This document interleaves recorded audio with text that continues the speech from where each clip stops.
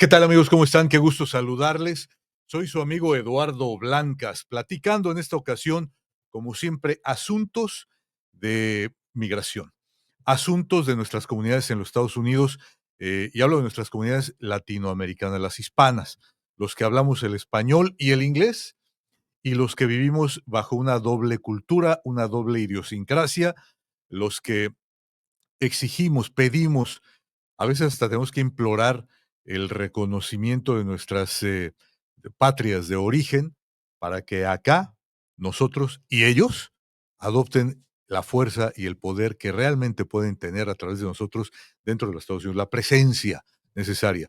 Repito, soy tu amigo Eduardo Blancas y en esta ocasión vamos a platicar de las recomendaciones que deberíamos escuchar por parte de expertos ante o para los inmigrantes o migrantes, para los migrantes aquí en los Estados Unidos, en estas épocas de persecución por parte del gobierno federal de Donald Trump. Saludo con mucho gusto, en verdad, mucho gusto a mi buen amigo de tantos años, Juan José Gutiérrez. ¿Cómo estás, amigo? Eduardo, muy bien, buenas tardes. Un gusto que me hayas invitado. Listo. Claro que sí, encantados de tenerte por acá. Para comenzar esta conversación, nosotros acostumbramos siempre a preguntarle a nuestro invitado quién es. En este caso, quién es Juan José Gutiérrez, cómo llegas al liderazgo, al reconocimiento, a la carrera profesional, me refiero a lo académico, como el trabajo en las calles, el grassroots, que tanto te caracteriza y que te ha hecho tan significativo en nuestra comunidad. Bueno, yo estudié la primaria aquí en Estados Unidos, en varias primarias, y me gradué de una escuela que se llama Reagan, Ujú. primaria Reagan. Luego fui a una secundaria, como le llaman en México, que se llama Griffith, y terminé graduándome de lo que sería la preparatoria en México, que se llama la Garfield High School, Oh, aquí en el este de Los Ángeles. ujú. Fui presidente precisamente de esa escuela antes de graduarme.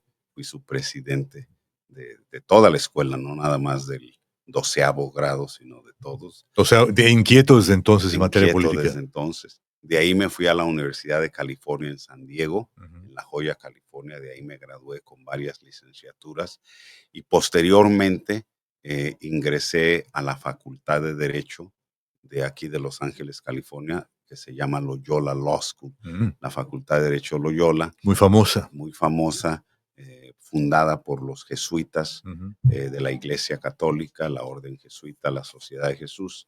Ahí aprendí quiénes son los jesuitas, Sí. me llamó la curiosidad y aprendí eso. Me gradué en 1996 y desde entonces pues hago trabajo de carácter migratorio principalmente, aunque también hice trabajo de derecho laboral por unas temporadas, pero actualmente estoy dedicado totalmente nada más a la cuestión del derecho migratorio, pero también en el activismo, ¿verdad? No Ujú. somos abogados de escritorio, sino que nos gusta estar en la comunidad sintiendo su pulso, aprendiendo de ella, de cuál es su temperamento en determinado momento. Y obviamente, pues ahorita estamos muy alarmados por esta crisis nacional que se ha desatado en el ramo migratorio y que está afectando a muchísima gente, ¿verdad? Ujú. Si quieres, entramos en esa materia. Sí, sí. Por ejemplo, esta semana, un panel de 3 miembros del noveno circuito de la Corte de Apelaciones, Ujú. que se supone que es el sector más liberal, más progresista Es el que de en San todos los Francisco, ¿no? distritos, el que está en San Ajá. Francisco, que es el más grande de todos los distritos, Sí. cubre la cantidad de estados mayor, dio un fallo que va a privar del derecho a la protección legal migratoria a través del TPS a 3 nacionalidades, 2 latinoamericanas y una asiática. Estamos hablando de 60,000 seres humanos, la mayoría de ellos de origen hondureño. Ujú. El TPS para hondureños queda cancelado. Uf. Previamente, hace un mes, el noveno circuito en pleno había dado un fallo obligando al gobierno que le favoreciera todavía por otros 3 meses mientras llegaban al fondo del asunto el pleno de la corte. Ujú. Y pues la gente estaba como respirando un tanto aliviada, pero esta semana, repito, un panel especial de 3 jueces dio un fallo que despoja de esa protección del TPS a estos 55,000 hondureños, como a 3,000 gente de Nepalenses. Nepal, Ujú. nepalenses, y 2,000 nicaragüenses, para un total de 60,000. Ahora, eso no es todo.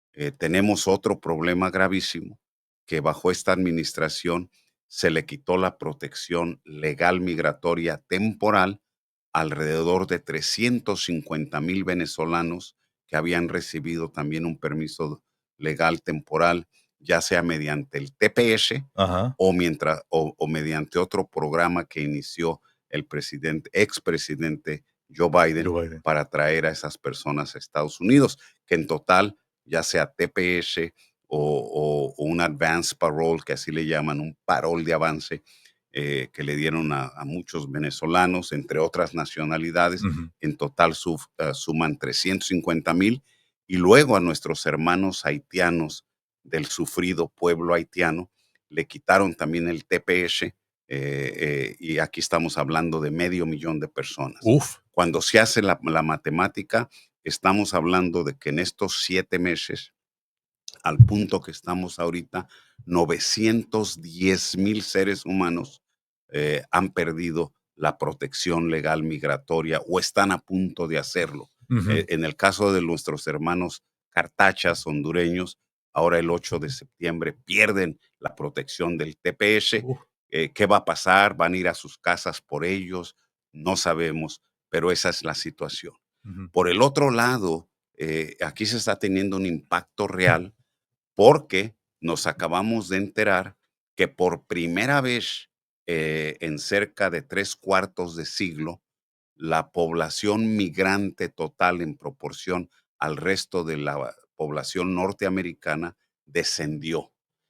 Se han perdido en Estados Unidos, ya sea por deportación, por autodeportación, por muerte natural, por lo que sea, Ujú. eh, como cerca de 1,300,000 personas. O Ujú. sea, de la totalidad de la población migrante, Sí. ya sea con papeles, con medio legalizados, indocumentados, etcétera, la totalidad descendió, ya no creció ni se mantuvo constante, sino que bajó por Vino para abajo. no 1,500,000, pero cerca. Ujú. A esto hay que agregar que actualmente, ahorita que estamos hablando, Estados Unidos tenía la capacidad para tener encarcelados en centros de detenciones migratorios un máximo de 46,000 personas. Ahorita, en violación de la ley, diría yo, Ujú. tienen encarcelados a alrededor de 80,000 personas, casi el doble. Casi el Por doble. eso es que la gente está hacinada y se quejan, tanto familiares como los propios inmigrantes, de un maltrato, de una conducta completamente violatoria de las normas elementales que los administradores de estos centros de detención, que no son propiedad del gobierno federal, sino que los están contratando a contratistas privados que están lucrando con el encarcelamiento y detención de estos indocumentados. Ahora bien, no solamente tenemos esa cantidad de personas prisioneras encarceladas, sino que aparte de eso, el presidente estableció un objetivo de 3,000 arrestos por día. Del 20 de enero al presente, tenemos una cantidad que promedia unos 1,250 detenidos por día, ¿verdad? Ujú. Y se están deportando alrededor de 1,300 por día. O sea que Uf. ya son números Ujú. considerables, pero ahora que se ha cuadruplicado el presupuesto Ujú. para las autoridades de inmigración, es de suponerse que se van a construir muchos más centros de detención, campos de concentración modernos, dirían algunos, como el campo de detención conocido como Figueroa. el Alcatraz, el caimán del Alcatraz o el cocodrilo del Alcatraz, allá en la Florida. Ujú. De hecho, ya hay varios campos donde no se ha construido la estructura todavía, pero ya están deteniendo personas en Texas y en otras partes donde les han donado la Terreno. tierra, el terreno, a las autoridades federales, en el caso de Texas, por el gobernador de allá, y ahorita los tienen encarcelados a los inmigrantes en tiendas de campaña que viola la ley también, pero se espera que ahora con todo este presupuesto que dispondrán hasta el 2028-29, que estamos hablando de cerca de 160 mil millones de dólares, pues, pues se lo van a tener que gastar, no creo que lo van a regresar al No, no, erario. no. Entonces, y ahí los que se van a beneficiar mayormente son los operadores privados, Ujú. los camaradas del presidente Donald Trump, que sin disponer de experiencia en la administración de centros de detención, pues se les está básicamente diciendo, éntrenle al negocio, detengan a los inmigrantes lo más que se pueda, porque les vamos a pagar tanto por cabeza por día. Entonces, a Correcto. mayor detención o mayor cantidad de centros que uno administre, pues mucha gente va a salir rica de este comercio con el sufrimiento a través de la detención de los presuntos No, indocumentados. pe qué sufrimiento, y es el sufrimiento del que nos hablas, es el que está viviendo el detenido, como la familia, pero hay mucha gente que que esperemos que no sean afectados, pero que no han sido hasta hoy afectados y, están sufriendo muchísimo. Yo, o sea, yo camino por las calles ahí cerca de mi casa y vivo en un barrio latino, este, y y sí, noto la preocupación, la tristeza, la cautela, la falta de movimiento, la mirada de desconfianza, y de todos, ¿eh? Padres, madres, adolescentes, niños, todos viven bajo mucha angustia, ¿eh? Bueno, te faltó añadir la palabra miedo en la descripción que haces de cuál es el estado anímico colectivo de la comunidad inmigrante indocumentada. Ujú. La razón por la que muchos han dejado de ir a trabajar, inclusive, Sí. poniendo en riesgo el bienestar de la familia, ¿no? Que depende del proveedor, el padre, la madre, ambos, de que vayan a su empleo para poder devengar un salario con el cual cubrir las necesidades más elementales de la familia. Ahorita muchos no han ido a trabajar y es por miedo, ¿verdad? No quieren correr el riesgo de que los arresten y psicológicamente se les ha sometido a un régimen que tiene consecuencias muy graves para la psicología colectiva, no solamente de los indocumentados en sí, sino de sus seres queridos, Ujú. porque esa angustia, ese miedo se transmite a los niños. Claro. Niños ciudadanos de Estados Unidos que dicen las literaturas del mundo, ¿verdad? Que la niñez es el tesoro de toda nación. Ujú. Y en una nación como la de los Estados Unidos, que presume de ser una nación forjada por inmigrantes, y sin duda ese es el caso, estar torturando a personas que no son criminales, como con una constante amenaza, con una constante advertencia, con un constante llamado a que se autodeporten, porque si no, los van a capturar, los van a encarcelar, los van a procesar y los van a deportar. Y los niños están mamando esa angustia, ese sufrimiento, y se están viendo afectados, están sufriendo daño psicológico que va a hacer estragos en su vida futura por mucho tiempo. Ese es un daño Sí, sí. que se va a tener que asumir la responsabilidad por estos gobernantes, ¿verdad? Que dicen que buscan perseguir, arrestar y deportar criminales de origen migrante, pero que en la práctica más del 70% de los arrestados son gente inocente que los están arrestando con saña, Ujú. alevosía y ventaja, utilizando una fuerza y una violencia que no se reclama cuando se está buscando a una persona cuyo único delito es la violación a una ley, no a una ley, perdón, a una regla administrativa, y no se ha violado una ley criminal. O sea, no son criminales por definición. Lo que han violado Es la ley administrativa que dice que para venir a este país, como a muchos otros, hay que obtener una visa, cruzar Una por una garita, frontera donde hay una garita, ser inspeccionado y admitido. La gente, al ser casi imposible obtener esas visas, especialmente para gente de extracción campesina, gente humilde, que no denota que tiene mucho dinero y por eso se viene para acá porque quiere una oportunidad, por un vida, claro. empleo que no logra conseguir en su país de origen, pues por decreto, ¿verdad? En violación de la ley, el presidente Donald Trump y su entorno de personas de su equipo, de su administración, los han catalogado y han repetido hasta el cansancio, siguiendo la norma fascista de Goebbels, que decía en la época de Adolfo Hitler Sí, que una mentira repetida 100 veces se convierte en la verdad, verdad. mientras que aquí se está repitiendo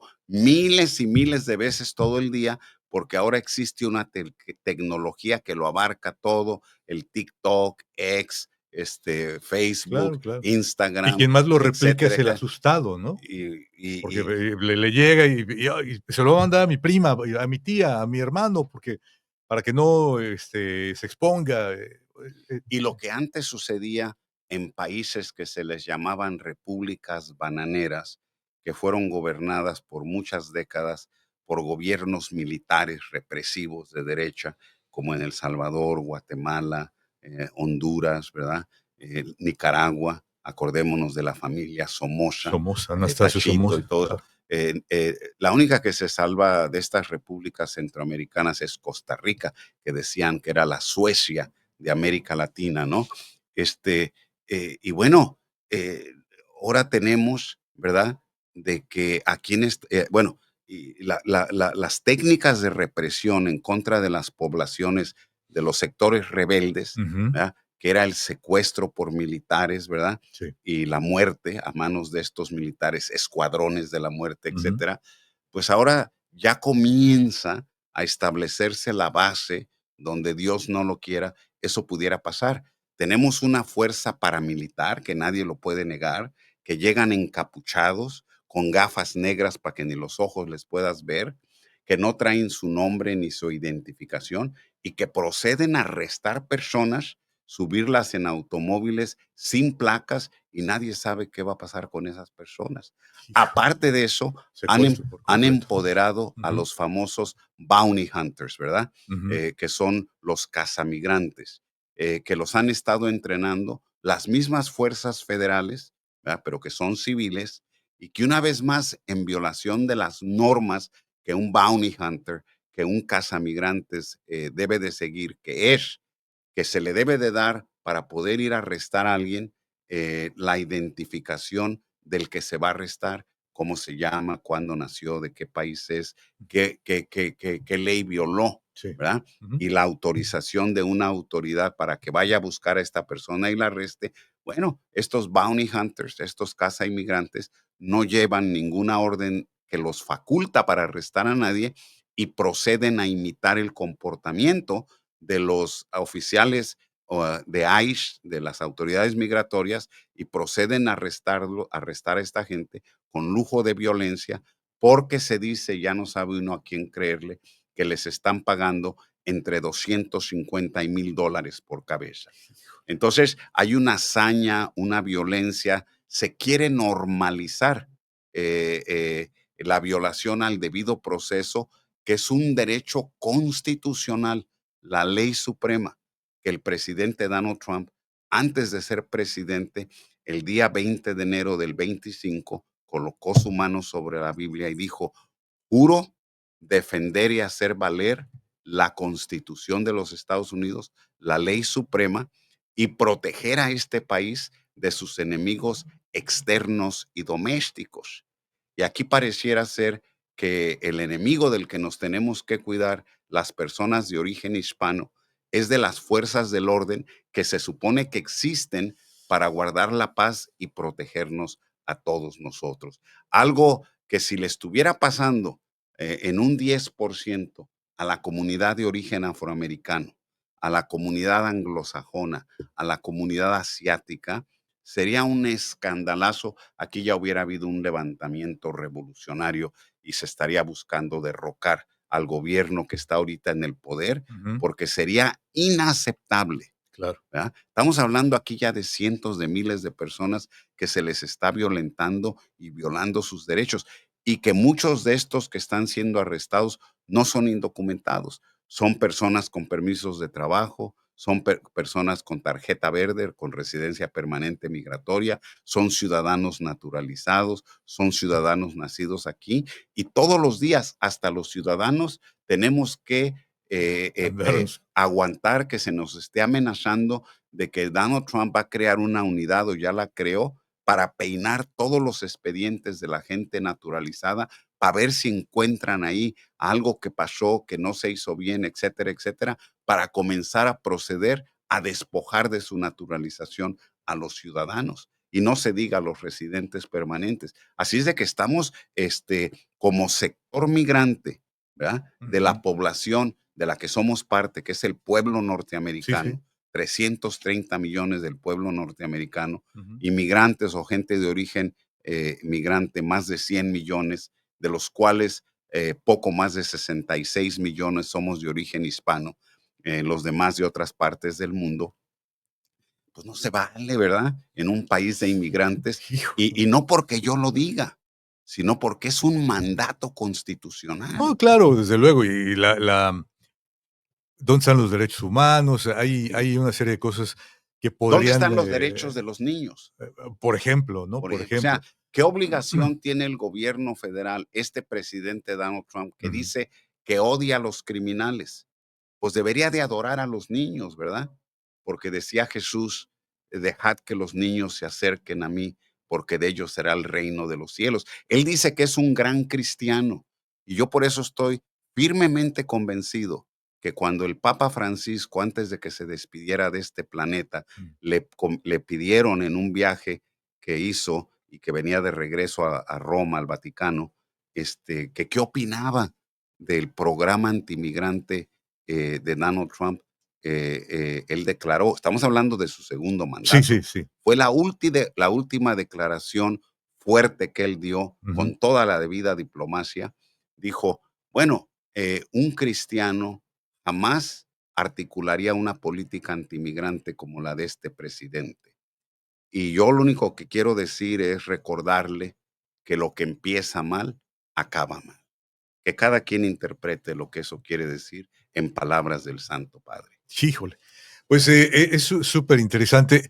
De todo esto, uno tiene que, obviamente, si ellos lo perfilan, hablo del gobierno del presidente Trump, si ellos nos perfilan por color de piel, por lengua madre para hablar, por idiosincrasia, todo lo van metiendo en una misma, en una cacerola al final de cuentas, eh, bajo el pretexto, por ejemplo, de la palabra, son colaterales.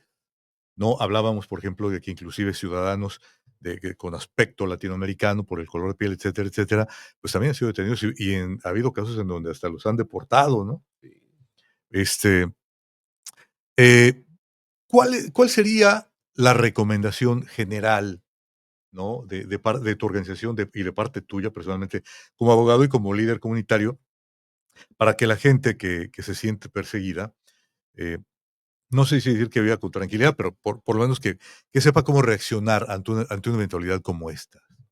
Bueno, miren, yo diría que tenemos primero que nada, Ujú. antes de decir qué comportamiento adoptar, tenemos que reconocer que estamos viviendo un periodo extraordinario en la vida de las personas de origen hispano, Ujú. latino en Estados Unidos. Sí. Habemos personas que pensamos que porque nacimos aquí, a nosotros esto, pues nosotros estamos bien, o porque nos hicimos ciudadanos, o porque somos residentes. Tenemos que entender que la mentalidad de quienes están en el poder no es de hacer distinciones entre quién es una persona de origen latinoamericano que ya nació acá, ¿verdad? Que debería de haber una diferencia legal entre el que nació acá, el que tiene ciudadanía y el que es indocumentado, por Ujú. ejemplo. Ujú. pero en la mentalidad del equipo del presidente y del presidente, todos somos ilegales. No lo pueden decir en voz alta todavía porque no tienen un poder absoluto. Por eso se permite y se tolera y no se hace un escándalo ni se castiga de forma ejemplar a los que andan arrestando ciudadanos, a los que andan arrestando residentes permanentes por equivocación y que dicen ellos que son víctimas colaterales, como señalas tú, ¿verdad? O sea, esta gente está hablando de nosotros como que si fuéramos sillas, ¿verdad?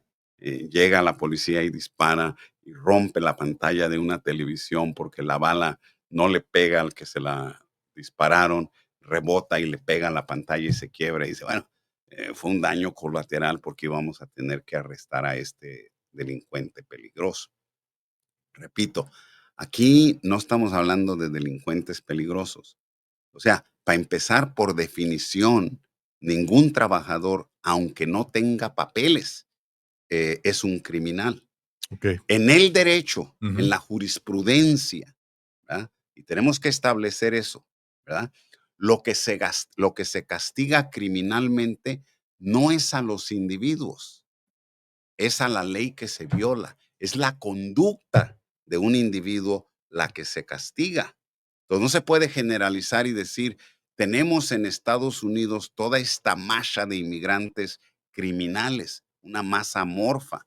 Una persona inteligente, una persona culta, una persona educada, ¿verdad? Que el presidente Donald Trump desafortunadamente no está educado, ¿verdad? Él piensa que porque ha manejado dinero y y se ha movido y se mueve en esos círculos elitistas, que eso lo hace inteligente.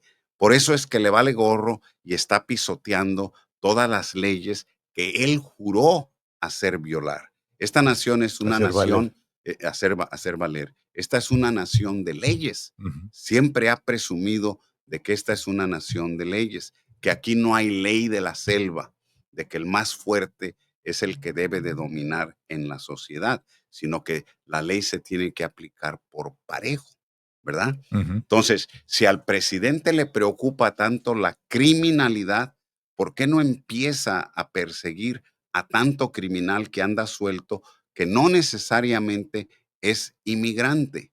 ¿Por qué al inmigrante, que por definición no es criminal, sino trabajador, que trabaja muy duro, paga sus impuestos, eh, respeta la ley y Ujú. a las Crea autoridades, sociedad. crea sociedad, crea comunidad, Ujú. se porta bien?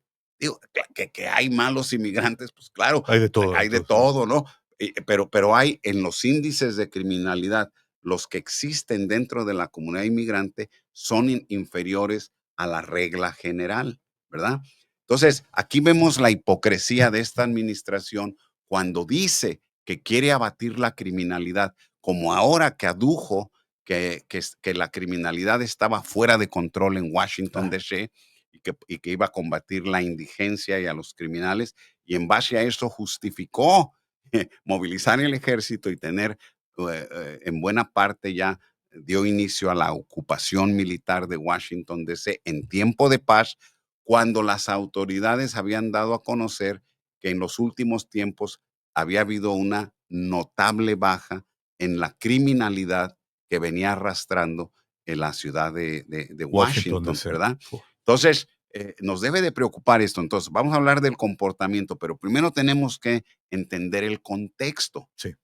Se quiere militarizar a este país, se quiere establecer un estado policíaco. La gente todavía piensa que eso no es posible, como aquí en Estados Unidos, pero ya hay indicios concretos que nos confirman que Bueno, eso es lo claro, que ya sí. está Ya lo pasando. vimos aquí en Los Ángeles, Aquí se declaró un toque de queda, aquí llegaron la Guardia la Nacional. Guardia Nacional, 700 tropas de la Infantería Naval, del Bueno, Marine Corps, sí. y luego, en solidaridad con las acciones ilegales del presidente Donald Trump, que una vez más, como en Washington ahora, reclamó que la situación estaba fuera de control y que ni el gobierno estatal ni las autoridades locales, o sea, el gobernador Gavin Newsom, Y el municipio. ni la ciudad, mejor dicho, Sí. Karen Bass, alcaldesa de aquí de Los Ángeles, podían con el paquete, entonces que él iba a entrar a poner orden, ¿no? Porque esto era un desastre. Y luego en solidaridad, los gobiernos del estado de Luisiana, de la Florida y de Texas movilizaron tropas de la Guardia Nacional en esos estados, ¿verdad? 2,000, 3,000 en cada caso, para ponerlos en las calles. O sea, ya estamos hablando de 4 estados más el Distrito de Columbia hasta este momento. Ya es una cosa notable. ¿Dónde está? La Constitución dice que al ejército se le puede movilizar domésticamente cuando hay una insurrección violenta o cuando el país está sufriendo o está a punto de sufrir una invasión militar por un estado enemigo de la nación. Ujú. A ver, ¿qué estado está a punto de invadir Estados Unidos o ya lo invadió? ¿En dónde está la insurrección violenta en los Estados Unidos? Bueno, lo vimos el 6 de enero del Sí, y a esos en su primer acto de gobierno les dio un poder, un perdón absoluto, y todos esos criminales donde hubo muertos, personal del Estado, de las fuerzas de seguridad, tanto muertos como heridos, ya están libres. Y algunos de esos ya están trabajando dentro de las tropas paramilitares de ICE y de otras dependencias gubernamentales federales como la DEA, como el FBI, etcétera, en misiones de represión con mandos y autoridad. O sea que no son el típico soldado raso. Estamos hablando de personas que se les ha premiado por el presidente, por el comportamiento que tuvieron, que estuvo a punto de desencadenar el 6 de enero allá en Washington, D.C., en el linchamiento de en aquel entonces quien era la presidenta de la mayoría de la Cámara Baja del Congreso Ujú. Federal, Nancy Pelosi, que pusieron en peligro la vida de un correligionario del presidente, es Ya. decir, de Mike Pence, el vicepresidente Y republicano, iban por él, ¿no? iban por él también. Y sin embargo, todo mundo que participó en ese levantamiento violento ha quedado catalogado como héroe, ¿verdad? Como personas con las que el país se debe de sentir en deuda y que desde esa perspectiva se justifica el que se les haya perdonado y que no estén purgando las condenas que se Claro. emitieron cuando un jurado, ¿ah? Ante el que se comprobó los delitos cometidos por estas personas de carácter criminal, ¿verdad? Los mandó a la cárcel. Entonces, los que sí están probados como criminales, él los perdona. Los que son trabajadores, porque son jardineros, campesinos, trabajadores agrícolas, etcétera, los andan persiguiendo, aterrorizando, Sí. encarcelando y torturando a ellos y emocionalmente a sus hijos y demás familiares.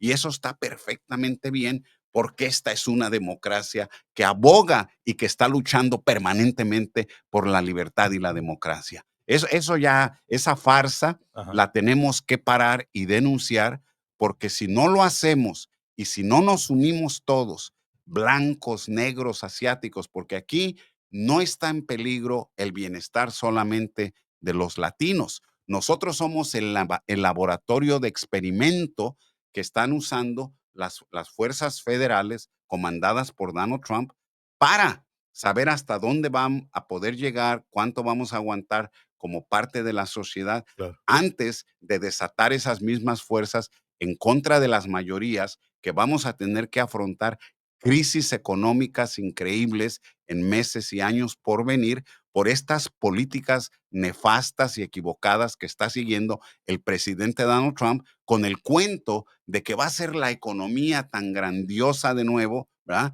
Make America Great Again, hagamos América grande otra vez, Maga. MAGA, pero que vamos directamente a un precipicio, ¿verdad? Pero él, como piensa que si se pone enfrente de un micrófono y declara que así va a ser, y la cruda realidad nos va a mostrar Ya que no ya es así como va a ser. ya no estamos brincando al tema de lo económico, que es muy valioso, ¿no? Y es muy importante tocarlo. Am, hablábamos de qué es lo que tiene que hacer la gente para estar más. Bueno, primero que nada, tiene que convencerse, ¿verdad? De que no son cosas, Ujú. de que no son seres sin valor, sino que por principio de cuentas son seres humanos. Ujú. Y todo ser humano en el mundo moderno, en la civilización que hemos creado, que colectivamente se llama la civilización occidental, que se dice por los filósofos e historiadores que viene desde la época de Grecia, ¿verdad? Del Imperio Romano y Ujú. todo eso, pues todo el mundo tiene derechos, ¿verdad? Hay gobierno, hay reglas, hay leyes. No se puede hacer lo que una persona dice. Esa persona en una democracia tiene que apegarse a la ley. Entonces tenemos que entender que como seres humanos tenemos derecho. Número dos, como trabajadores, que es el 97, 98% de esa gran masa de trabajadores inmigrantes indocumentados de todas las razas y nacionalidades, pues por definición esos individuos son trabajadores. Claro. Entonces también hay leyes laborales, hay todo tipo de otras protecciones que se deben de ejercer. Y dentro del marco de la ley migratoria establece que una persona, aunque sea indocumentada, conforme comienza a acumular tiempo dentro de la nación norteamericana, también adquiere derechos que puede hacerlos valer si se informa correctamente. Okey. Por ejemplo, Ujú. vamos a dar un ejemplo concreto para quienes nos están viendo. Una persona que cumple 10 años en Estados Unidos o más, que ya lleva más de 10 años aquí, de los que nos estén viendo, Sí, que además es una persona de buen carácter moral, no es un criminal, nunca ha asaltado un banco y lo han encontrado culpable de eso, no ha violado a nadie, no ha intentado asesinar a alguien. Es una persona de bien, un trabajador, del trabajo a su casa, de vez en cuando lleva a la familia a la playa, lo que hace toda familia claro. normal Ujú. para recrearse, para vivir, Sí, para sí. regresar a trabajar. Que tiene por lo menos un familiar inmediato, papá, mamá, hijos o cónyuge, que sean o bien ciudadanos de Estados Unidos o residentes y que enfrenta la deportación, ¿verdad? Puede reclamar una defensa legal basada en esas tres cosas que ya describí, Sí. más una cuarta, que si lo deportaran al acusado de ser indocumentado y lo sacaran del país, ese familiar o familiares inmediatos sufriría en grado extremo, sufriría penuria extrema y por lo tanto se solicita al juez que en lugar de deportarlo le den la residencia permanente. ¿Ok? Okey. Eso lo puede hacer un inmigrante.